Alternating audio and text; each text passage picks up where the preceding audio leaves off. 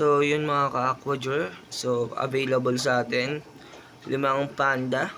So, yun guys, makikita nyo. Quality. 1.5 inches to 2 inches ang size nila. 350 each. So, yun guys, makikita nyo yung pagka-panda nila. Ayan.